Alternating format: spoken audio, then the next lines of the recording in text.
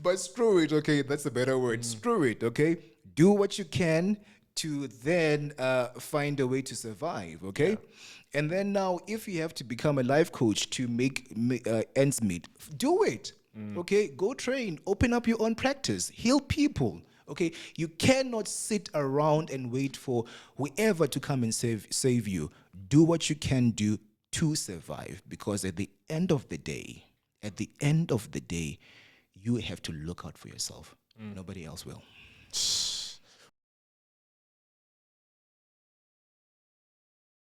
Welcome back to the Born Free podcast. And today we're engaging in a new month. We've passed Youth Month, but we're still speaking about the youth. We're still speaking about the things that are pertinent to the people who are born free. But more particularly, we're speaking about an issue that is taking South Africa by storm, but isn't being spoken about: mental health. Today I'm joined by Vukosi. How are you doing today? I am surviving. How are you? I'm doing well. I'm doing well. I mean, I had the opportunity to meet you at the Nelson Mandela Foundation when you spoke, and I thought you gave a pretty powerful speech that spoke quite significantly to the problems that we have in South Africa, but also spoke quite significantly to the fact that we don't have a lot of recognition for what's been happening in the mental health sphere. I think we're a very interesting country in the fact that culture is very ingrained in what we do, and there's almost, I don't want to say a dissonance between mental health and culture within South Africa, but those things tend to butt heads. And so I want to particularly ask you, in the work that you've been doing and where you are, how have you been able to engage those two spaces where people are fighting so much with their own identity, but are also trying to take care of their own mental health? Yeah. I think for me, it really stems from understanding where people are, and what is the root cause of the challenges that they face, right? In psychology, we have a theory by Erickson. It's called the Erickson's 8 stages of psychosocial development. So it basically highlights what happens to you from day one, when you were born, up until the last day of your life on earth, right? So currently, I think a lot of young people are caught in between the 6th or the 7th stage, which is identity versus role confusion, right? Within that time or that period, a lot of young people have identity crisis and identity issues, right? The clashing, like you were saying, the bashing between culture, even religion and who they want to be, and the societal expectations of who they should be. And remember that the brain is developing as well. So many things are happening psychologically as well. And they don't even understand who they are in that specific moment because of the rearranging of the neurotransmitters, or let's just say chemicals in the brain, the rewiring and stuff like that. So you'd find that now there comes Tabisho. Tabisho is, let's say, 14 or 15, is raised in a very Christian family, for example, or any other religion. And because of the family setting, Tabisho is expected to behave in a certain way or in a specific way. And now we must now factor in the cultural aspect now. So Tabisho could be Zulu or Xhosa, whatever the case is. So there are cultural expectations that determine who he should be and how he should conduct himself or carry himself. Then Tabisho is also a student. He goes to school, right? Within the school environment as well, there are certain expectations of who you should be. Okay, it's either you are a cool dude or a not so cool person, or a nerd, like I was a nerd, or a nerd. And then outside of that, Tabisho has friends. Right, so even within the group of friends that he has, there are certain expectations of who he should be. Those are a lot of expectations. So it's easy for one to not really know their true identity. So those factors play a major role in the identity crisis that we now have, that we now see. Unfortunately, if you are unable to define for yourself a positive identity about who you are, what your interests are, what you stand for, it seeps into your adulthood. And then later on, you find yourself, being that person who is socially awkward. It's because your childhood has really played a major role in how you see yourself. And how you see yourself is how you're going to express yourself in the world. Yeah. My friend always says that in a recession, people either turn to religion or the bottle. And I think in South Africa, there's a very interesting thing that's happening where we've got a great deal of youth unemployment. We have It's unemployment in general as well. Yeah. And I'm curious to know what the psychology realm thinks about people with a lack of purpose. Because I think differently, we don't have people going to universities where they can do something on a day-to-day basis. We don't have them necessarily getting jobs. And so I'm curious as to what then is actually happening to people's brains in those moments where they don't necessarily know what they're doing and they're waking up every day almost unable to say that I have a purpose or I'm very clear as to where I'm going that is defined and set out and has structure, institutions, and community. Yeah. So for me, there's a huge difference between calling and purpose. Okay. And a lot of people confuse the two, and I understand why. So calling, it's what you're called to do. That's your life mission on earth. Purpose, it's what you then do with your calling. You know, I always say that purpose is dynamic, but calling is static. Okay? So let's say, for example, you are a wordsmith. Okay? That's your calling. You're called to speak. In primary school or high school, you were a public speaker engaging in regional or school, inter-school, competitions that required you to, speak before people. Then, post-matric, you're like, you know what? I really love the spoken word. How about I choose a career path that is aligned with who I am and what my interests are? Then you go to study journalism, okay? You then become a journalist. What do you do on a daily basis? You interview people, okay? What are you still using? The words, right? Ultimately, your calling. Then after 4 years, you're like, you know what? I'm really tired of journalism. I want to do something different. Then you're like, you know what? How about I then become, a pastor or a minister? I have that calling. Okay, sharp. You go into that space. What are you still doing? Using your words. You are speaking. So in other words, calling is static throughout your life, but purpose is dynamic. You apply it or use it in different ways depending on where you are in the stage of your life. Initially at school, you were a public speaker. Your calling is static. However, the way that you used your calling, which is purpose, was different to now that you are a minister, right? You speak before a congregation of 200 or even less than that of people. Then when you are a journalist, you were still using your calling, but then now to communicate about political issues that are happening in the country. So purpose changes, but your calling stays the same. What do you think about people who are unable to fulfill their calling as a result of a lack of purpose or not necessarily being an opportunity to do such? Because I think it's very interesting in South Africa that like even something that would be prided like a journalist, like that's a very weird industry. It's dying. There's a lot of tension and there's a lot of things that are going on in that space. And this is something that's reflected across the country over a multitude of things. And even now, as we're hearing with the rise of AI, bringing a lot more uncertainty to people's jobs and questioning whether or not people will have jobs. What do you then think about that? Because there may be people who think their calling is the ability to put together numbers and then they want to go into accounting. But there's also a great deal of uncertainty that's starting to present itself in the fact that people are going, actually, I don't know if this is the purpose that I'm going to be able to enact and I'm not necessarily going to be able to live out my calling. So, yeah. Yeah. You know what? I just feel like because of the emergence of social media and the people that we look up to, we sometimes feel like we are not walking in the light of our truth.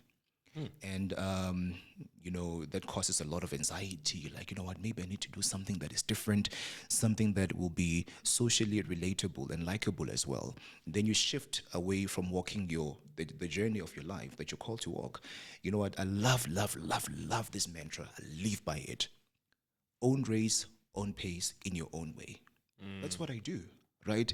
You must charter your own terrain, regardless of what is happening politically, systematically. Live your truth.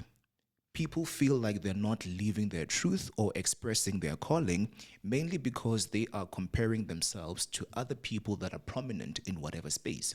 Wow. Media, politics, whatever the case is, they're constantly comparing their step 1 to their step 15. Yeah. and you don't know what they had to do to get to that space, right? So for me, it's not a matter of them not leaving their calling, but the social comparison that, okay, Vukosi is, he lives in this area, drives this car, but we went to the same school, shared the same class, yada yada yada. No, man, I need to do what Vukosi is doing. So actually, my brother, we were speaking the other day. He's really a big academic, and then I'm in different industries. So he sent me a message. So this common friend of ours, let's just say acquaintance, actually. So he's sort of like mimicking my journey, like the things that I'm doing now, because maybe they're working for me. So he's like, okay, let me try to do what Bukos is doing. Maybe I'll land at the same level of, I won't say success. I don't think I'm successful as of yet, but wherever I am, right? And then my brother was like, hey, look at your friend, eh? Look at what he's doing now. And I said to my brother, okay, that's nice, man. I mean, imitation is the highest form of flattery. Then I said to him that, you know what? He doesn't know that the Lord or God had been preparing me for this journey since I was one. Okay? And now you see my life and where I am. You don't know the things that I went through. Okay? I went through a very dark period in my life. Things were not moving at all. And by the grace of God, here I am today. And then now, because you see my now, you're like, okay, let me change the trajectory of my life and do what Vukosi is doing in the way that Vukosi is doing it. Trust me, you won't land at where I am because that's not your journey. So we just need to be authentic and stand in the light of our truth. Yeah, authenticity becomes a very interesting word because in an age of social media, as you said, there's pressure to imitate, there's pressure to compare, there's pressure to even make it seem as if you're living a life that isn't truly your own. Yeah. Right. I reduce it to the double consciousness theory, like the idea that you're having to live a reality and then there's a life online. But what's become very apparent is that the loneliness epidemic has become something that's become very pertinent within the context of social media. The fact that more and more people are feeling like they're alone, even though that they're more connected than ever. And we speak about the advent of the internet. We speak about the advent of social media. And I guess one of the most interesting things I've heard is that community has fallen away, especially in the more northern hemisphere. Like, it's become very isolationist. It's become very much individualistic. I'm on my journey, my path. I'm doing what I need to. And I think in many ways in South Africa, the same is happening, but as a result of just economic structures, people don't have the resources and the capacity to always be able to expand to their community, do as much as they used to be able to share.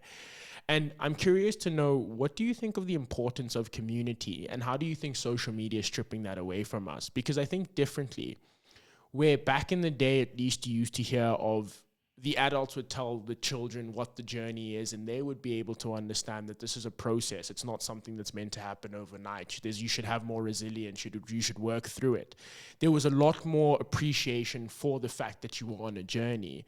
Whereas now it feels like because there's more disconnect between people, those common experiences aren't being shared to the same extent. So people aren't clear as to what the journey is. People are only able to track what they see. And so there is a great deal of community and sense of that purpose that we all had collectively as society that is being lost, but also is being taken away as a result of social media. So the question there is, what do you think community then is? You know what? There's a psychology theory called the Maslow's hierarchy of needs. Okay, there are basic needs, security needs, social needs, even sexual needs. It is what it is. You know what I mean? So we as human beings are wired for connection, right? Physical connection. Hence, you can't stay in isolation forever. You literally go mad.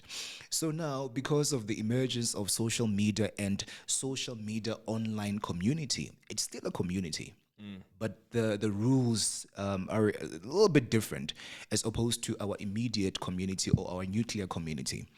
The thing is, people on social media tend to follow you because they either like something about you, or you inspire them, or they aspire to be like you. Okay?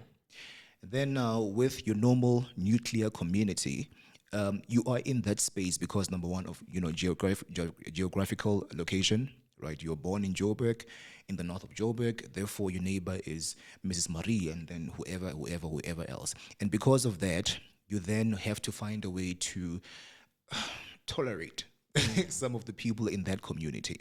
Now, with online social media community, remember, people follow you for either those three reasons: like you, want to be like you, or aspire to be like you, right? So now, because of the hype maybe that you receive on social media, you tend to do things that are out of character, in assuming that, okay, my followers like this aspect of me when I show off my booty. Okay, I'm gonna post more content of that. Then you get to build a community that develops an interest in you and what you do based off that aspect of your life. You are showing off your body, right? But then there's also like the other community that actually followed you just because maybe you speak well, or you look good, or you are smart, whatever the case is. So for me, in terms of the communities that we have, either online or physical, there isn't much of a difference, because at the end of the day, we get to connect. However, with social media and how you're able to connect with people from, like, the opposite end of the world, whereas you're in the south end of the world, we don't really know how to authentically communicate with those people and exist in that space. Hence, I always say that people that are really, really influential on social media, or let me just use the word influencers on social media, some of them have like more than 20 personalities. Okay. One day you are this, the next day you are that, because you want this brand to like you, and then jiggy you're like that because you want that brand to like you. You even lose a sense of your identity just because you're really trying to appease the online community for the sake of banking the bank. But in essence, you're not really defining your tribe, right? I have my own tribe, right? And my tribe, they keep me grounded. We share similar values, similar ideologies and goals and aspirations in life. It's a bit difficult to build a tribe on social media. People will like you today and they would hate you tomorrow. But with your nuclear tribe, they will be there for you through the thick and thin, because they authentically and genuinely love you. So I just feel like we need to really understand distinguish between the two: your online community and your nuclear community, and how can you build your tribe either online or within your nuclear community. Yeah, I think it's so interesting that we still speak about community in a very large sense, and I guess AI comes to challenge that very deeply, because I love AI. I'm a skeptic. Look, I always say I'll be a skeptic, and the reason I think I'm a skeptic is because when you read a lot about AI and you read about what the future can look like, there's a large part of me that is very accepting of just the advancement of technology, the same way the internet came, the same way the mobile phone came, and we've seen those things advance and we benefited as a result. However, on the other end, I think where my concern is that what we're hearing is that there's a potential for AI to essentially fulfill the lack of community that people have.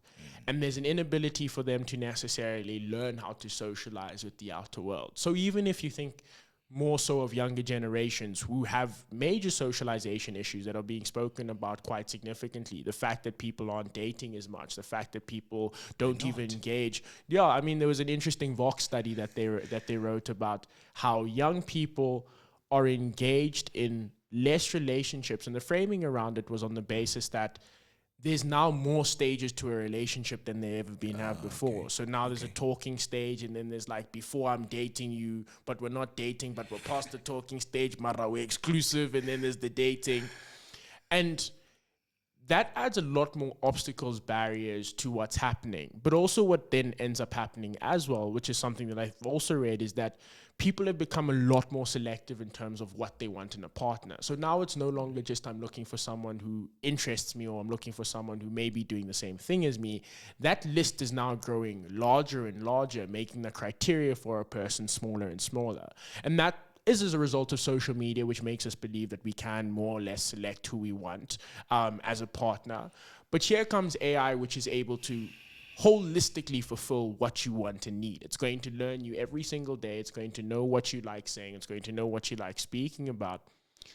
Do you then think that people opting into artificial intelligence relationships is going to be something that's going to be to our benefit or to our detriment? Because in some instances, I understand the value of companionship, but in other instances, as you've said, it's very hard to build a tribe online. And worst off, this tribe that is online is no longer people, but rather just you and a program. You know what? I just feel like a lot of people don't really understand what AI is, and they are intimidated by it. I see it as a helper than anything else. You know, fortunately, I'm at a science conference at Verts from Monday up until today.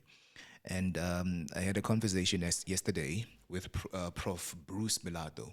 He's a professor of physics, and he's developing what is it? Sort of like a system that will air monitor system through AI.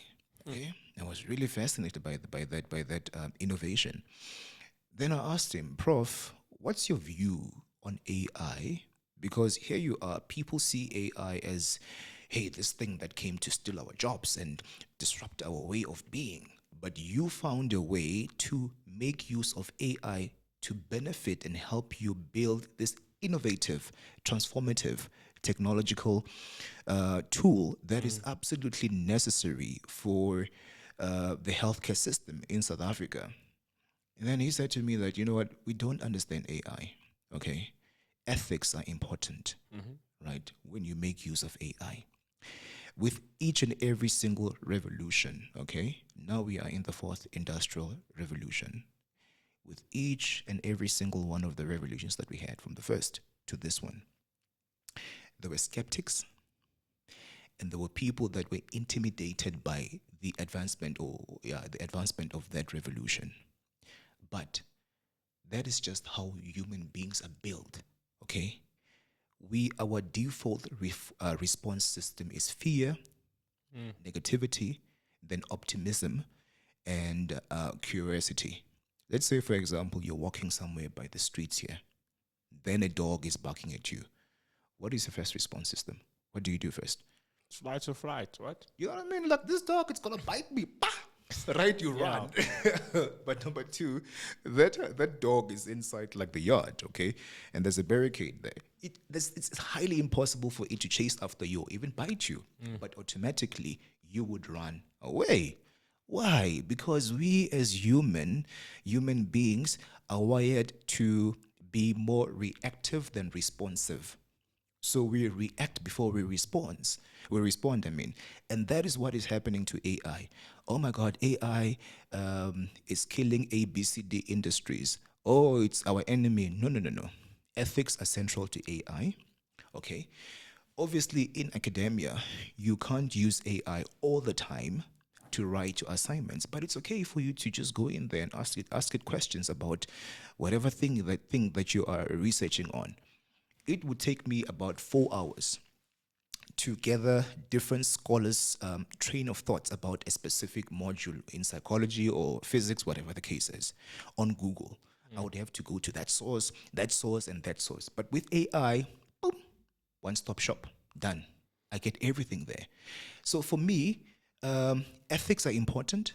And then secondly, we need to treat AI as a friend and as a helper than a threat. How do we do that? Don't rely on it. Use it, right, to help you maybe gathering information, but still rely on your intellectual capacity as a human being.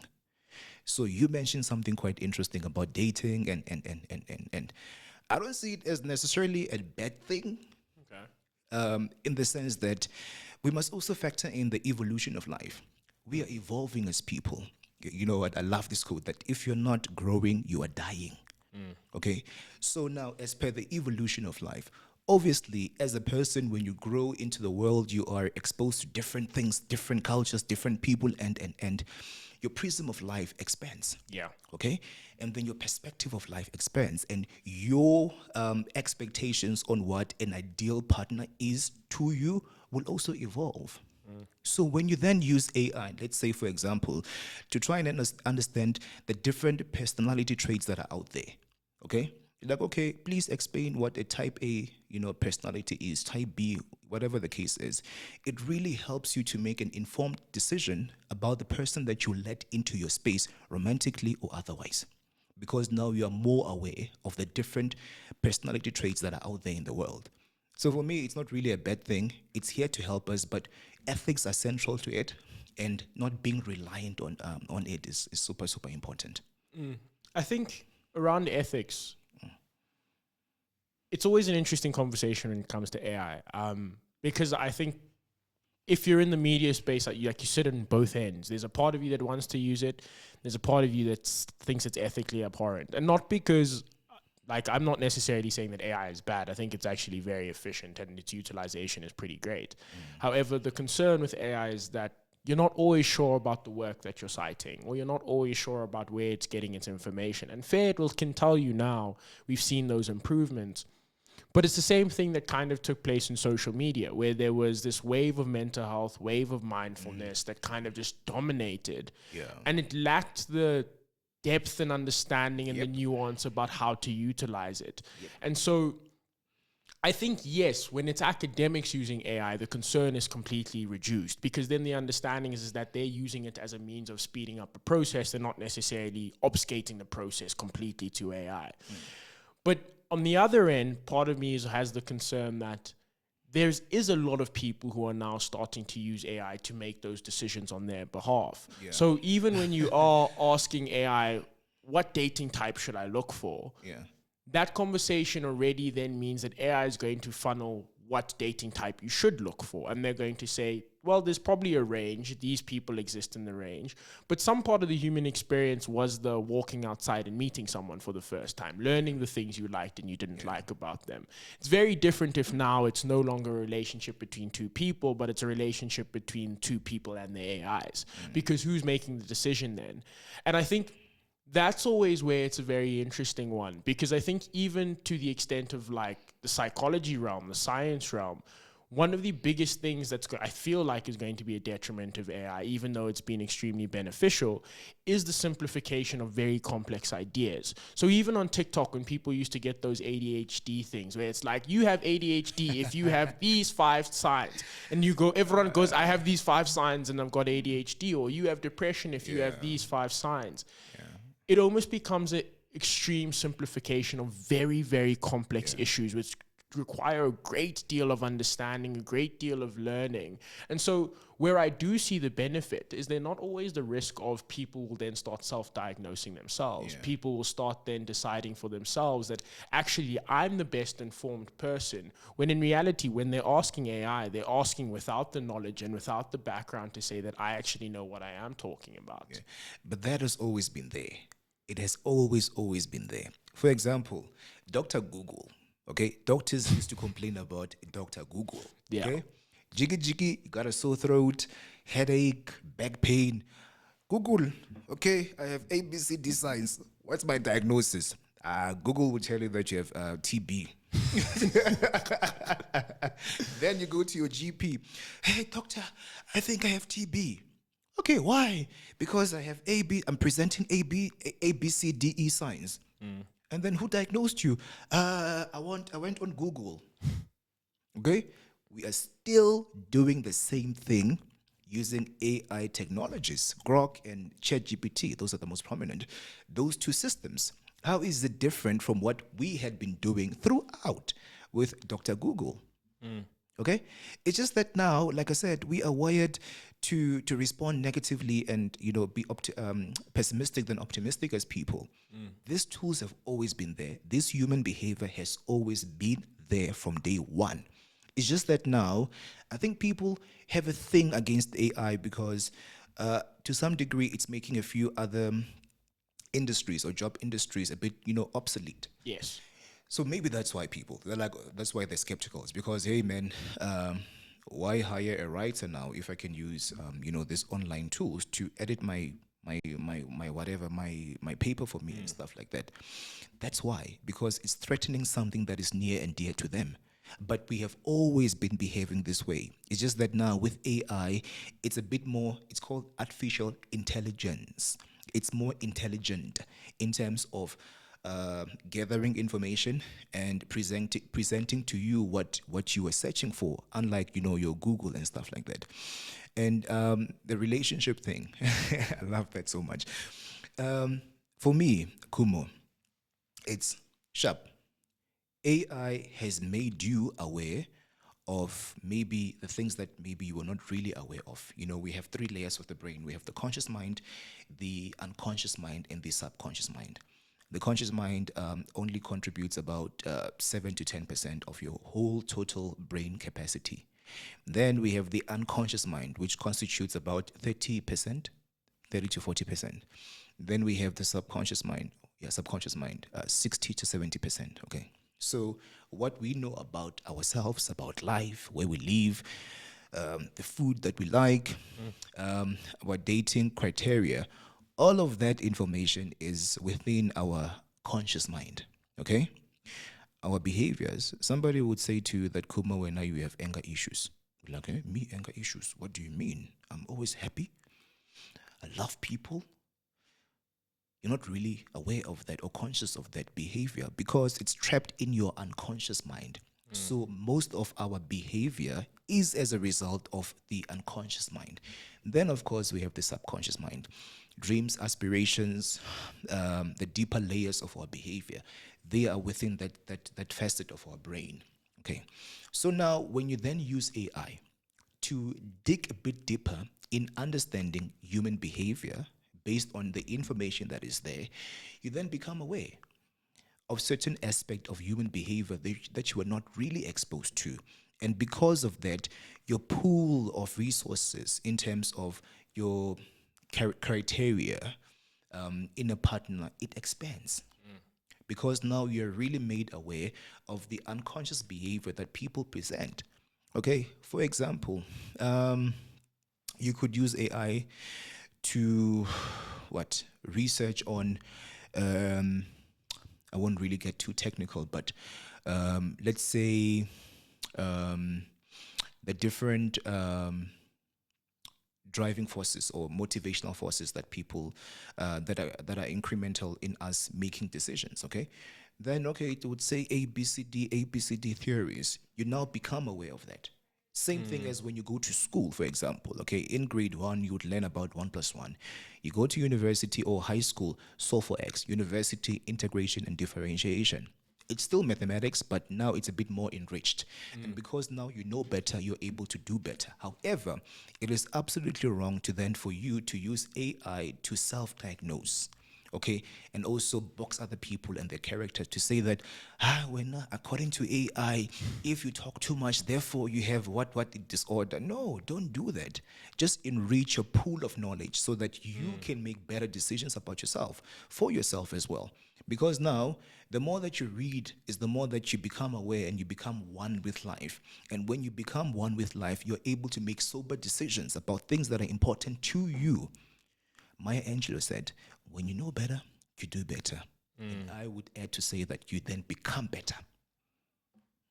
Yeah. What I want to ask in closing is particularly what's happening in South Africa in terms of mental health services. Because I think it's a very key issue that tends to be underwritten, underspoken. 90% of individuals within South Africa go unattended with mental health issues. Yeah. We have a limited amount of psychiatrists. I think it's like 1.56 per 100,000 people. We seem to be in a place where the medical state, the government as a whole, is not necessarily being able to contribute holistically to, firstly, one, furthering the development and education around mental health, but secondly, to being able to engage and say to South Africans that we are going to provide preventative care and preventative measures so that you're aware and understand what's happening. With all that information being said, what do you think is the best way for South Africa to move forward? Because it's a very hard situation where there is a lot of elements, there is a lot of different beliefs. And I mean, we opened it up quite significantly with culture, religion, and identity there. But what we're seeing is that it's not that young people aren't being affected, it's that young people are being affected but going untreated. And that's always a major concern within the country. So what do you think about the overall landscape, but also what do you say are the solutions moving forward for young people and just for the country as a whole? Okay. All right. I'll start by saying that I am not a psychologist. Okay. So please don't come at me. Neither a psychiatrist. Okay. I'll speak on my capacity as a human behavioral practitioner, mental health practitioner, and somebody who studied psychology, and also a life coach. Okay, so for me, first and foremost, you're right. We don't have a lot of psychiatrists and psychologists, life coaches, human behavioral practitioners. But within that space as well, there's a lot of disconnect and a lot of boxing within that space to say that you are a psychiatrist, therefore, sharp, you are in that space, a psychologist, you can do ABCD. You are a registered counselor, you can only do ABCD. You are a life coach, you can only do ABCD. The HPCSA, the Health Profession Council of South Africa, doesn't really acknowledge your life coaches and so forth. Okay. However, these systems can work, or systems can work integratedly to serve one purpose. That is to heal and be of service to humanity from a psychological perspective. So my plea would be, number one, government has to find a way to, number one, acknowledge and regulate the life coaching space.